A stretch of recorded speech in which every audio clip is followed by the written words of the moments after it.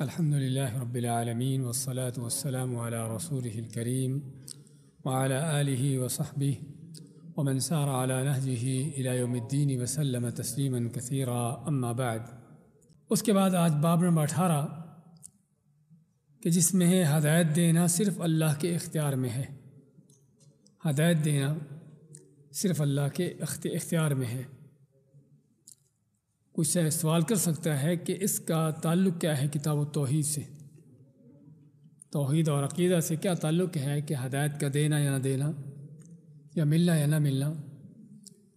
تو حقیقت یہ ہے کہ ہدایت جو ہے اس کائنات میں انسان کے لیے سب سے بڑا انعام ہے۔ اللہ تعالیٰ کا اگر کسی پر سب سے بڑی کوئی نعمت ہو سکتی ہے تو یہ ہے کہ اللہ اس کو ہدایت دے دے، ہدایت کے راستے پر لگا دے اور چلا دے۔ تو چنانچہ اگر یہ کائنات کی سب سے بڑی نعمت ہے تو اس کو حاصل بھی کہاں سے کیا جا سکتا ہے؟ کون ہے کہ جو اسے دینے کا اختیار رکھتا ہو؟ تو اس لحاظ سے یہ موضوع بڑا اہم ہے۔ اس سے پہلے کہ ہم اس باب کی آیات اور احادیث کا بیان کریں، ضروری ہوگا کہ ہدایت کے بارے میں بیان ہو کہ ہدایت کی کتنی قسمیں ہیں۔ ہدایت کی 2 قسمیں ہیں بڑی۔ وہ ہدایت جو توفیق سے ہے کہ انسان کو کوئی چیز کرنے کا، کوئی عمل کرنے کی توفیق مل جانا، اور یہ ہدایت صرف اللہ کے ہاتھ میں ہے، کہ جس کے بارے میں ہم آیت پڑھیں گے، انک لا تہدی من احببت، کہ آپ جس کو چاہو ہدایت نہیں دے سکتے۔ اور دوسری ہدایت کی قسم کہ جو ہدایت ہے رہنمائی کی، کسی کی دلالت کرنا، رہنمائی کرنا، اور یہ وہ ہدایت کی قسم ہے کہ جو اللہ کے انبیاء اور رسول اور اہل علم جن کے پاس کتاب و سنت کا علم ہے وہ یہ ہدایت دینے پر قادر ہیں۔ کون سی ہدایت؟ جو رہنمائی کی ہے، کہ کسی کو سیدھا رستہ دکھا دینا، کسی کو صحیح رستے کی پہچان کروا دینا۔ اور اسی کے بارے میں اللہ تعالیٰ کا فرمان ہے وَإِنَّكَ لَتَهْدِي إِلَىٰ صِرَاطٍ مُسْتَقِيمٍ۔ سورہ شورى کے آخر میں اللہ فرماتا ہے اور یقیناً آپ جو ہے ہدایت دیتے ہو صراط مستقیم، سیدھی راہ کی طرف۔ اور یہاں پر ایک اور بات کی تنبیہ ہوتی چلی جائے، یہ دونوں آیتیں وَإِنَّكَ لَتَهْدِي إِلَىٰ صِرَاطٍ مستقیم کہ جس میں ہے کہ آپ بے شک آپ ہدایت دیتے ہو سیدھی راہ کی طرف، اور دوسری آیت کہ جس میں اللہ تعالیٰ نے فرمایا ہے کہ آپ جس کو چاہو ہدایت نہیں دے سکتے۔ یہ دونوں آیتوں اگر پڑھتے ہیں آپ تو آپ کو کیا نظر آتا ہے؟ کہ جیسے دونوں میں ٹکراؤ ہو۔ اور یہ قرآن کریم بلکہ احادیث بھی ان کو سمجھنے کے لیے بہت اہم فارمولہ ہے کہ جب تک آپ قرآن و حدیث کا مطالعہ نہیں کرو گے مکمل طور پر، اس وقت آپ کو صحیح معنی سمجھ نہیں آئے گا۔ کسی مسئلے پر جو اس کی قرآن و حدیث کی دلیلیں ہیں سبھی کو اپنے سامنے نہیں رکھو گے، اس وقت تک آپ نہیں سمجھو گے اس کو۔ تو اس لیے ظاہراً یہ دونوں آیتیں ایسے معلوم ہوتا ہے جیسے کہ ایک دوسرے کے مخالف ہوں، کہ کیسے اللہ تعالیٰ ایک آیت میں تو حکم دیتا ہے، بتاتا ہے کہ آپ ہدایت دے نہیں سکتے، وہ دوسری آیت میں آتا ہے کہ آپ ہدایت دیتے ہو۔ تو یہاں پر جب پتہ ہوگا کہ آپ کون سی ہدایت آپ کے اختیار میں ہے اور کون سی نہیں ہے، تو پھر یہ اشکال دور ہو جائے گی اور یہ پرابلم نہ رہے گی، جس سے پتہ چلتا ہے کہ ہمیں کس قدر قرآن و سنت کو سیکھنے جاننے کی ضرورت ہے۔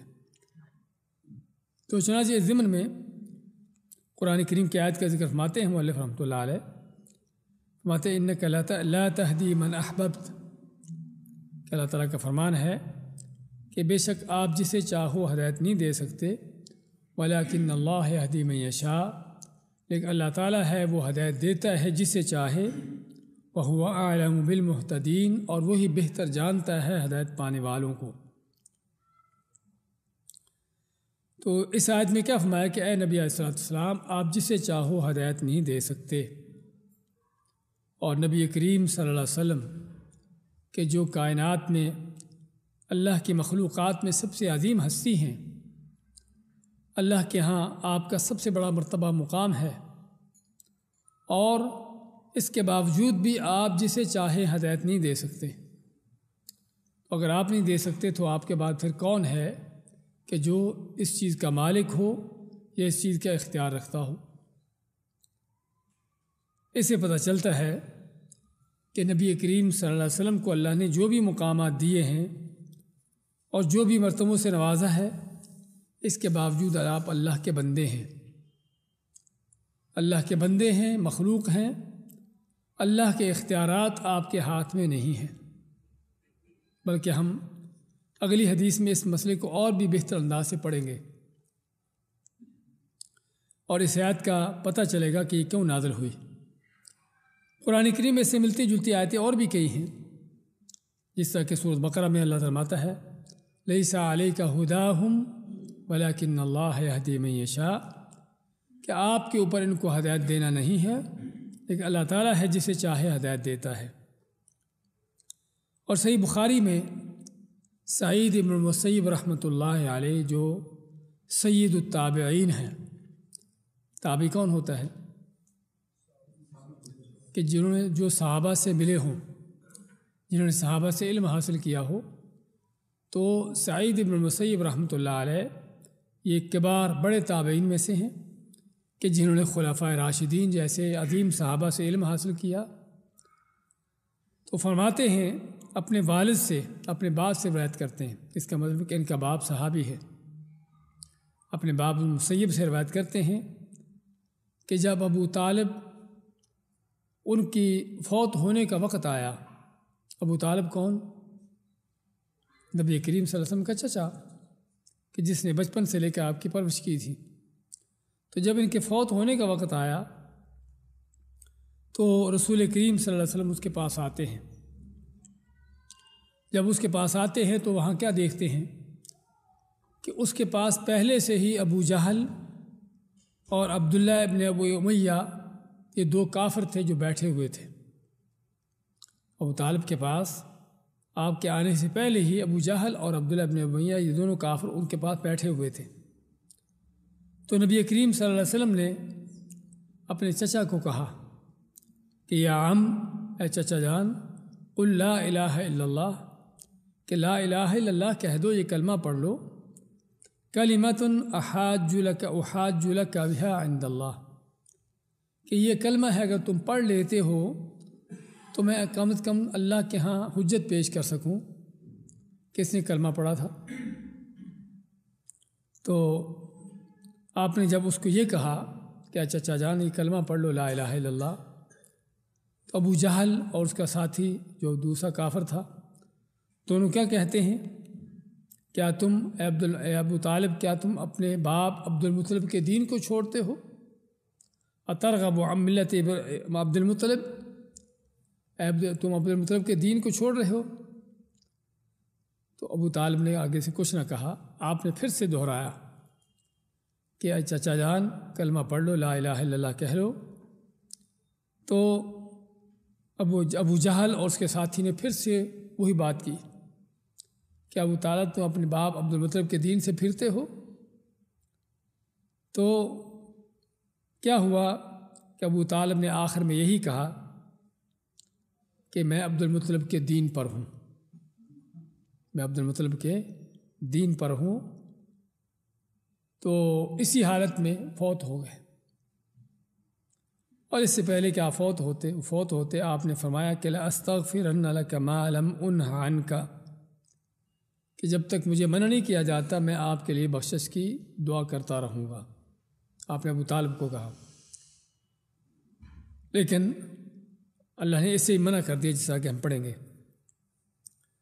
اس حدیث میں کیا ہے کہ آپ کے چچا ابو طالب، اور ابو طالب کی حیثیت آپ کی سیرت پڑھنے والا اچھی طرح جانتا ہے کہ ابو طالب کی نبی کریم صلی اللہ علیہ وسلم کی خاطر اور آپ کے بلکہ دین کی خاطر کیا قربانیاں تھیں، کس قدر اس شخص نے جو ہے آپ کی مدد کی، آپ کے دین میں بھی آپ کے ساتھ کھڑا رہا، لیکن کلمہ نہ پڑھا، توحید نہ اپنائی،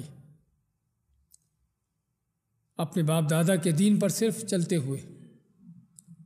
تو اس لیے نبی کریم صلی اللہ علیہ وسلم کی بہت شدید آپ کی حرص تھی، کوشش تھی کہ ابو طالب کلمہ پڑھ لے، تاکہ اس قدر اس نے زندگی بھر میرا ساتھ دیا ہے، میرے دین میں میرے ساتھ کھڑا رہا ہے، تو کلمہ پڑھ لے تاکہ اس کی بخشش نجات ہو جائے۔ لیکن چونکہ یہ آپ کے اختیار میں نہیں تھا، اس کا اختیار اللہ کے پاس تھا کہ وہ جس کو چاہے ہدایت دے، تو نبی کریم صلی اللہ علیہ وسلم اپنی پوری تمناؤں کے باوجود بھی، اپنی پوری کوششوں کے باوجود بھی اس کو کلمہ بھی نہ پڑھا سکے۔ اچھا، اگر آپ میں سے کو کہے بھی کلمہ پڑھ لیتا تو کیا مشکل تھی؟ صرف چند الفاظ ہی ہے نا، لا الہ الا اللہ، اگر اتنا سا کہہ دیتا تو کہ مشکل کیا تھی؟ ہمارے لوگ پڑھتے ہیں نا۔ تو ابو جہل نے اور دوسرے اس کے ساتھی نے یہ نہیں کہا تھا بھی تو کلمہ نہ پڑھ، اگر تو کلمہ پڑھے گا تو ہم تیرے ساتھ کیا کریں گے، تو ایسی دھمکی بھی نہیں دی۔ تو کیا وجہ تھی اس نے کلمہ کیوں نہ پڑھا؟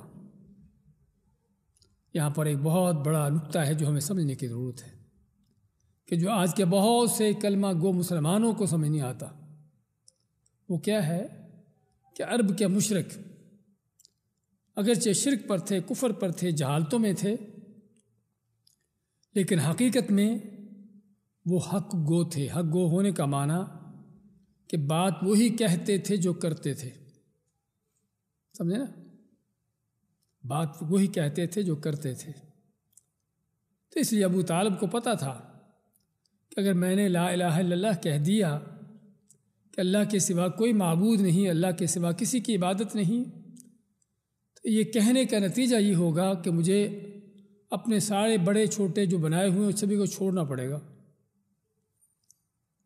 اپنے باپ دادا کا جو دین ہے اس کو چھوڑنا پڑے گا، تب جا کر میں یعنی اس کلمے پر چل سکوں گا، ورنہ کلمہ پڑھنے کو تو پڑھ لوں لیکن جو بڑے چھوٹے ان کو نہ چھوڑوں تو یہ جھوٹ ہوگا۔ عرب جو ہے ان کے جاہل مشرک لوگ اپنی جہالتوں شرک کے اندر بھی جھوٹ نہیں بولتے تھے، جھوٹ بولنا ان کو سخت ناگوار تھا۔ اور یہ فرق ہے آج کے بہت سے کلمہ پڑھنے والے اپنے آپ کو مسلمان کہلانے والوں کے اندر، کہ دن رات جھوٹ، دھوکہ بازیاں، غلط بیانیاں، اور کل کے کافر بھی ایسا جھوٹ بولنا ان کو گوارا نہ ہوتا تھا، ورنہ کہنے والا کہہ سکتا ہے کہ مشکل کیا ہے، دو چار لفظ ہیں کہہ دیتا لا الہ الا اللہ، بات ختم ہو جاتی، لیکن بات ختم نہیں ہوتی۔ ان کے اس کے پیچھے، اس لا الہ الا اللہ کے پیچھے عقیدہ توحید ہے، اس کو اپنانا پڑتا، شرک کو چھوڑنا پڑتا۔ تو اس لیے اس سے پتہ چلتا ہے کہ کل کے مشرک بھی اس کلمے کو سمجھتے تھے، اور یہی فرق ہے، اصل وجہ ہے کہ ابو طالب نے لا الہ الا اللہ کیوں نہ کہا، کہ اس کو پتہ تھا کہ اس لا الہ الا اللہ کا معنی کیا ہے، کہ جب لا الہ الا اللہ کہہ دیا تو اللہ کے سوا ہر ایک کو چھوڑنا پڑے گا، اس کا انکار کرنا پڑے گا، اور وہ انکار کرنے، ان کو چھوڑنے کے لیے تیار نہ تھے۔ اور آج کا کلمہ گو مسلمان دن رات لا الہ اللہ پڑھتا ہے، لا الہ اللہ کے تسمیہ پھیرتا ہے ہزار منکے کی، اور کھل کے شرک، پوری ڈھٹائی کے ساتھ شرک، اللہ کے ساتھ اوروں کو پوجنا، ان کو پکارنا، ان کی عبادتیں کرنا، ان کے لیے نظر نیازیں دینا، ان کے سامنے جھکنا، پوری ڈھٹائی کے ساتھ۔ تو اسے کیا پتہ چلتا ہے کہ کل کا مشرک بھی اس لا الہ الا اللہ کے کلمے کو سمجھنے میں آج کے مسلمان کہلانے سے بہتر تھا۔ اور اسی سے ہمیں پتہ چلتا ہے کہ عقیدہ توحید کو، ان چیزوں کو سیکھنے کی کس قدر ضرورت ہے۔ اسی طرح اس حدیث سے یہ پتہ چلا کہ برے ساتھیوں کی بری محفل کا کیا نتیجہ ہوتا ہے۔ اگر اس کے پاس، ابو طالب کے پاس، ابو جہل اور یہ کافر نہ بیٹھا ہوتا، دوسرا عبداللہ بن ابی امیہ نہ بیٹھے ہوتے، تو ممکن تھا کہ آپ صلی اللہ علیہ وسلم کے کہنے پر وہ کلمہ پڑھ لیتے، لیکن اس کے برے ساتھی تھے شیطان کہ جو اس کو بار بار روک رہے تھے کہ تم کیسے جو ہے، کیا تم عبد المطلب اپنے باپ کے دین سے پھرتے ہو؟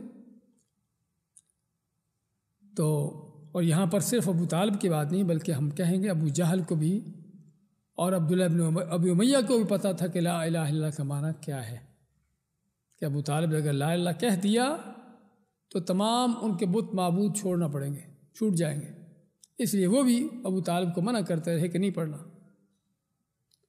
تو اس سے یہ پتہ چلا کہ برے ساتھیوں کا، بری محفل کا کیا اثر ہوتا ہے، اس کا کیا نتیجہ ہے، اور بڑا واضح نتیجہ ہے کہ کتنا بڑا نقصان ہے کہ اگر کلمہ پڑھ لیتے ابو طالب تو نبی کریم صلی اللہ علیہ وسلم قیامت کے دن کم از کم اس کا یہ کلمہ پڑھنا جو ہے اللہ کے ہاں پیش کر سکتا ہے، لیکن یہ بھی نہ پڑھ سکے۔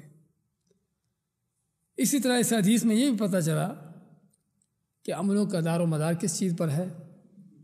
خاتمے پر، کہ آپ کا خاتمہ کس چیز پر ہوتا ہے۔ تو کیونکہ ابو طالب اگر یہ کلمہ پڑھ کے فوت ہو جاتا ہے، اگر زندگی بھر وہ شرک کرتے رہا لیکن کلمہ پڑھ کے اگر فوت ہو جاتے تو اس کی بخشش ہو جاتی، اس لیے کہ اس کا خاتمہ کس پر ہو رہا ہے؟ کلمے پر، توحید پر۔ اسی انما الاعمال بالخواتیم کہ عملوں کا دار و مدار کس پر ہے؟ وہ خاتمے پر ہے، کہ خاتمہ کس چیز پر ہو رہا ہے۔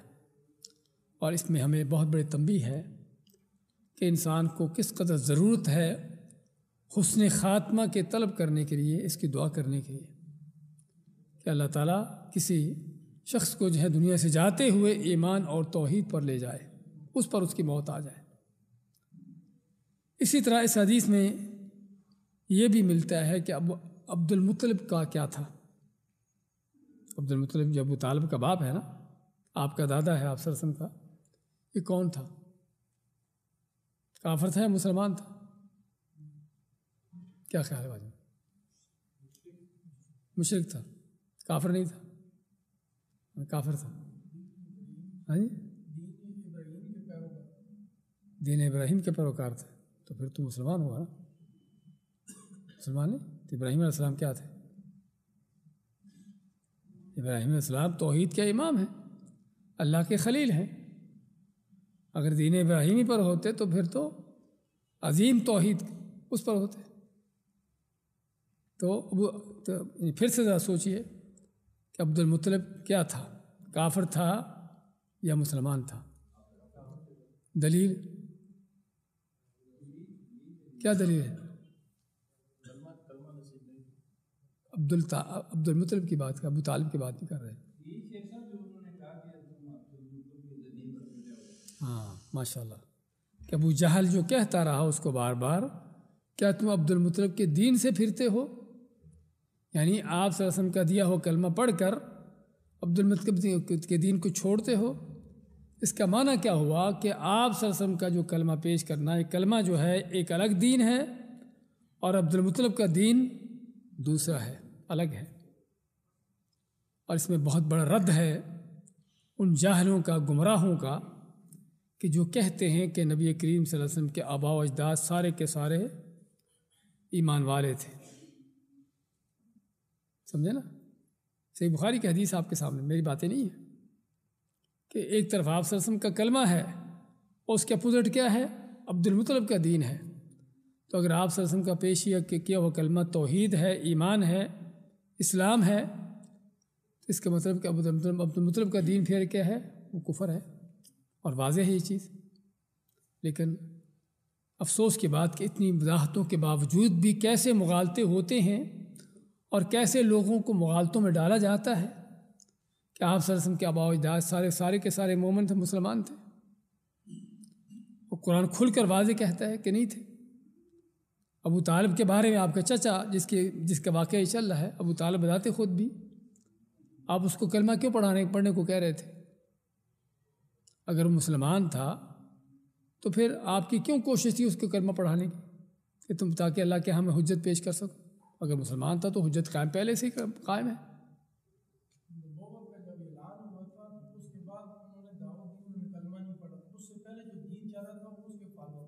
ہاں وہ دین دیکھیے، وہ دین ابراہیمی کے دعوے دار تھے. جزاکم اللہ خیر، آپ نے بہت اچھا تنبیہ کی ہے کہ قریش کے لوگ، مکہ کے لوگ دین ابراہیم کے دعوے دار تھے کہ ہم دین ابراہیمی پر ہیں، لیکن ان کا دعویٰ جھوٹا تھا. کہ ابراہیم علیہ السلام کا یہ کام تھا کہ بیت اللہ میں 360 بت رکھیں. ابراہیم علیہ السلام لات منات حبل کی پوجا کرتے تھے. اتنا بڑا کھلا شرک، تو اس لیے وہ جھوٹا دعویٰ تھا. تو اس لیے دعووں کو نہیں دیکھا جاتا، لیبلوں کو نہیں دیکھا جاتا. آج بھی ہم ان چیزوں سے دھوکہ کھاتے ہیں. بھئی فلاں تو یہ ہیں، اپنے آپ کو یہ کہلاتے ہیں، ان کا نام تو اس طرح کا ہے. اس لیے قریش بھی، مکہ کے قریش بھی اپنے آپ کو سمجھتے تھے کہ وہ دین ابراہیمی پر ہیں، اور بلکہ رسول کریم صلی اللہ علیہ وسلم اور آپ کے صحابہ کو سمجھتے تھے کہ یہ دین سے پھرے ہوئے ہیں. تو پھر اگر آپ ان لیبلوں کو دیکھو گے تو بڑا معاملہ خطرناک ہے. تو بات کر رہے تھے کہ عبد المطلب کا بھی پتہ چلا کہ وہ بھی مسلمان نہیں تھا، کفر پر تھا. ابو طالب بھی جو ہے اس کی موت بھی کفر پر آئی. آگے جس طرح ہم پڑھیں گے کہ آپ نے وعدہ کیا تھا ابو طالب سے لَأَسْتَغْفِرَنَّ لَكَ مَا لَمْ أُنْهَ عَنْكَ، کہ جب تک مجھے منع نہیں کیا جاتا میں تمہارے لیے بخشش کی دعا کرتا رہوں گا. اب اللہ نے منع کیا یا نہیں کیا؟ منع کر دیا. سورۃ توبہ کی آیت ہے. اللہ فرماتا ہے ما کان للنبی والذین آمنوا ان یستغفروا للمشرکین ولو کانوا اولی قربا، کہ نہ نبی کے لیے جائز ہے اور نہ ایمان والوں کے لیے جائز ہے. کیا جائز نہیں؟ ان یستغفروا للمشرکین ولو کانوا اولی قربا، کہ وہ مشرکوں کے لیے بخشش کی دعا کریں. یستغفروا، استغفار مانگیں، بخشش کی دعا کریں مشرک کے لیے، اگرچہ وہ ان کے رشتہ دار بھی، ان کے قریبی بھی کیوں نہ ہو. تو اللہ تعالیٰ نے یہ آیت نازل کر کے نبی کریم صلی اللہ علیہ وسلم کو بھی اور ہر مسلمان کو جو قیامت تک آنے والا ہے ان کو منع کر دیا کہ کسی مشرک کے لیے دعا نہیں کرنی، چاہے وہ کتنا بھی قریبی کیوں نہ ہو، چاہے باپ بھی کیوں نہ ہو، اس کی بخشش کی دعا نہیں کرنا. کس لیے نہیں کرنا؟ کہ مشرک کے لیے بخشش کی دعا کیوں نہیں کر سکتے؟ فائدہ نہ بھی ہو تو کریے، کیا مشکل ہے؟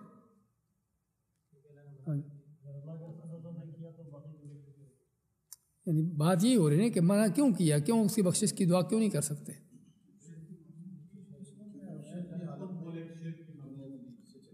ہاں، بخشش کی آپ دعا اس لیے نہیں کر سکتے کیونکہ شرک کیا. تو شرک کیا تو پھر کیا اللہ تعالیٰ معاف کر دے گا اس کا شرک؟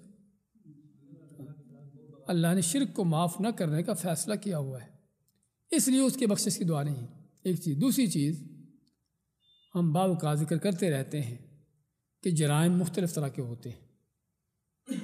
کسی بھی ملک کے اندر ملک کا قانون توڑنا، قانون کی خلاف ورزی کرنا جرم ہے، اس کی سزا ملتی ہے، تھوڑی یا زیادہ جو بھی ہو.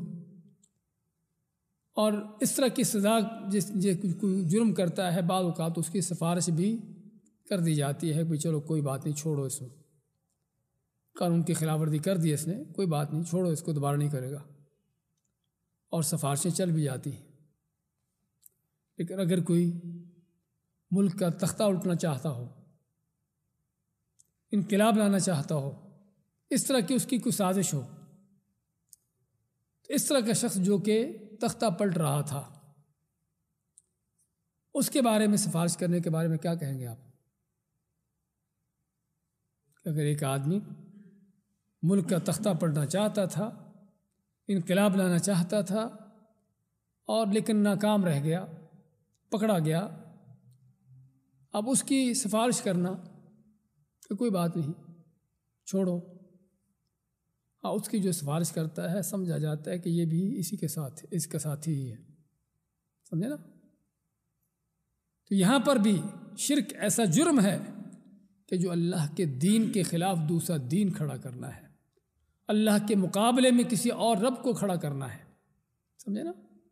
یہاں پر سفارش کرنے کی نہ تو اجازت ہے، اور بلکہ سفارش کرنا ایسا ہی ہے جیسے کہ جو شرک وہ کر رہا تھا، یہ کرنے والا، سفارش کرنے والا بھی اس کا ساتھی ہے.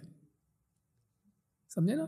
اس لیے مشرک کے لیے سفارش سے اس لیے نہیں ہے، اس لیے اس کے لیے بخشش کی استغفار کی دعا نہیں ہے. تو بات کر رہے تھے کہ کہ اللہ تعالیٰ نے آیت نازل کر دی کہ نہ نبی کے لیے جائز ہے نہ کسی مسلمان مومن کے لیے جائز ہے کہ کسی مشرک کے لیے استغفار کریں، بخشش کی دعا کریں، اگرچہ وہ مشرک ان کا کتنا بھی قریبی رشتہ دار کیوں نہ ہو۔ اور ابو طالب کے بارے میں خصوصاً دوسری آیت نازل کر دی، انک لا تہدی من احببت، کہ نبی صلی اللہ علیہ وسلم آپ جس سے محبت کرتے ہو، جس کے لیے چاہتے ہو ہدایت دینا، اس کو ہدایت نہیں دے سکتے۔ ولیکن اللہ یہدی من یشاء، لیکن اللہ تعالیٰ ہی ہے جسے چاہے ہدایت دیتا ہے۔ وہو اعلم بالمہتدین، ساتھ یہ وجہ بھی بتا دی کہ وہ جسے چاہتا ہے ہدایت کیوں دیتا ہے، تم کیوں نہیں دے سکتے؟ کیونکہ اللہ تعالیٰ بہتر جانتا ہے کہ ہدایت پانے کے کون قابل ہے، اس کے لائق کون ہے، یہ ہدایت کا انعام کس کو ملنا چاہیے۔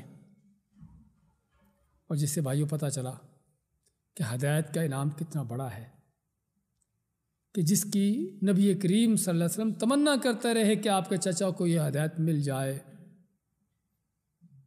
آپ کی تمنا تھی کہ میرے چچا کو ہدایت مل جائے، لیکن اس کو نہ مل سکی۔ ابراہیم علیہ السلام کی تمنا تھی کہ ان کے باپ کو ہدایت مل جائے، اللہ کے خلیل، ان کی تمنا تھی کہ ان کے باپ کو ہدایت مل جائے، لیکن نہ مل سکی۔ نوح علیہ السلام کی تمنا تھی کہ بیٹے کو ہدایت مل جائے، لیکن نہ مل سکی۔ اور اگر اللہ نے مجھے اور آپ کو دے دی ہے، ایمان، اسلام، توحید، سنت پر چلا دیا ہے، تو کیا خیال ہے پھر؟ کبھی اس نعمت کی قدردانی کی ہے؟ کبھی اس نعمت کو جانا ہے کہ کتنی بڑی نعمت ہے، کتنا بڑا انعام ہے اللہ کا؟ افسوس کی بات ہے کہ یہاں پر بھی ہم دیکھتے ہیں کافروں کی طرف للچائی ہوئی نظریں، ان کی ترقی، ان کا مال، ان کی ٹیکنالوجی، ان کے وسائل، ان کی سہولتیں، اور اس لیے صرف دیکھتے نہیں بلکہ دوڑے لگا کے وہاں پہنچتے ہیں۔ آپ دیکھ لیجئے، دوڑے لگی ہیں لوگوں کی ان کے پاس جانے کے لیے، نہیں سمجھتے کہ اللہ نے جو مجھ کو انعام دیا ہے، مجھے نعمت دی ہے ہدایت کی، اسلام کی، کتنی بڑی نعمت ہے، کہ جس نعمت کی نبی تمنا کرتے رہے، کوئی اپنے چچا کے لیے کر رہا ہے، کوئی اپنے باپ کے لیے کر رہا ہے، کوئی اپنے بیٹے کے لیے کر رہا ہے، اور اللہ نے ہم کو گھر میں بیٹھے بیٹھائے دے دی ہے، اور پتہ ہی نہیں کہ ہمارے پاس کیا ہے، کتنا خزانہ ہے، کتنا بڑا اللہ کا انعام ہے ہم پر۔ تو خیر بات کر رہے تھے، اس سے ہمیں اندازہ ہونا چاہیے کہ اللہ تعالیٰ کی طرف سے ہدایت کی نعمت مل جانا کتنا بڑا انعام ہے، اور اس نعمت کی قدردانی کرنی چاہیے۔ تو اس سے جس طرح بتایا ہے کہ یہی پتہ چلا کہ عبد المطلب جو ہے، اور نہ ابو طالب ایمان پر تھا اور نہ عبد المطلب ایمان پر تھا، آپ کے آباء و اجداد جو ہے وہ ایمان پر نہیں تھے، جس طرح کے گمراہ لوگ اس پر پروپیگنڈا کرتے ہیں۔ تو یہ تھا اس حدیث کے حوالے سے کہ ابو طالب فوت ہو گئے بغیر کلمہ پڑھے، اور اللہ نے نبی صلی اللہ علیہ وسلم کو منع بھی کر دیا کہ آپ ان کے بخشش کی دعا بھی نہیں کر سکتے۔ اور ابو طالب فوت ہوئے، اور اس کے 8 دن بعد جو ہے آپ کی زوجہ مطہرہ خدیجہ رضی اللہ تعالیٰ عنہ وہ بھی فوت ہو جاتی ہے۔